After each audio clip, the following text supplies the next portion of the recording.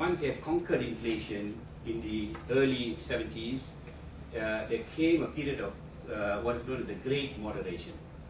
Low inflation, easy money, they changed the regulatory framework, they made things easier, and what they said was finally the pleasures of prosperity backfired.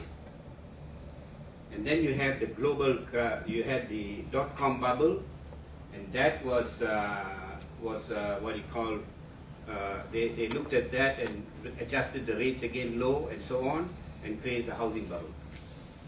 The housing bubble was more enormous than the stock market crash of the 2000s, simply because, as Paul Krugman said,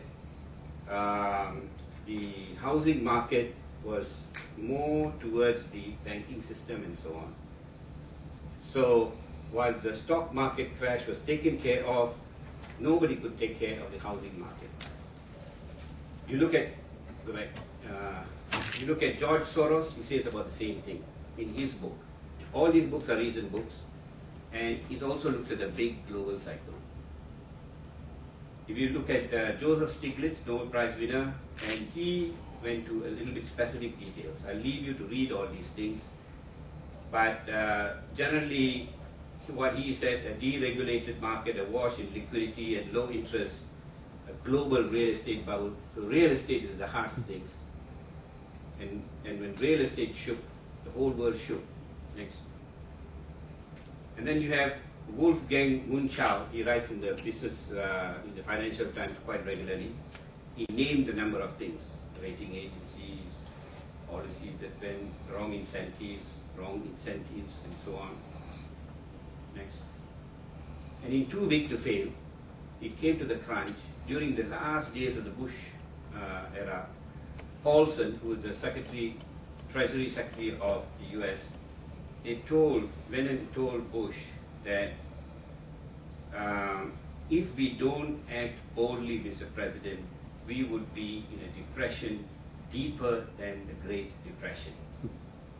So the world was actually at a point where you were staring at something which was going to be deeper than the Great Depression of the 1930s.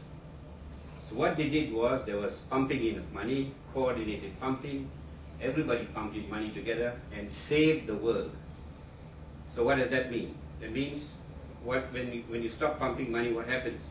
So these are the big questions that are being asked now.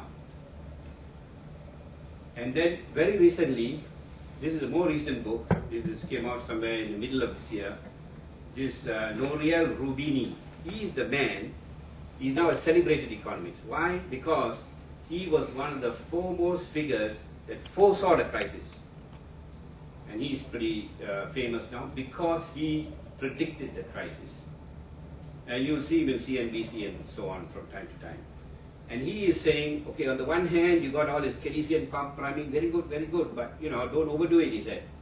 On the other hand, he said, there's the other school of thought, the Austrian school, the Joseph Schumpeter says, you must let it go. Creative destruction. So there's Keynesian on the one hand, there's Schumpeter on the other hand, because that will give me an avenue to tell the shareholders and the unit holders the transparency that I have. The whole game is about transparency. And why not? The government is giving you tax benefits. It's giving you no tax for the company because he wants to develop this thing. But sometimes the REIT manager says, oh, country risk, currency risk.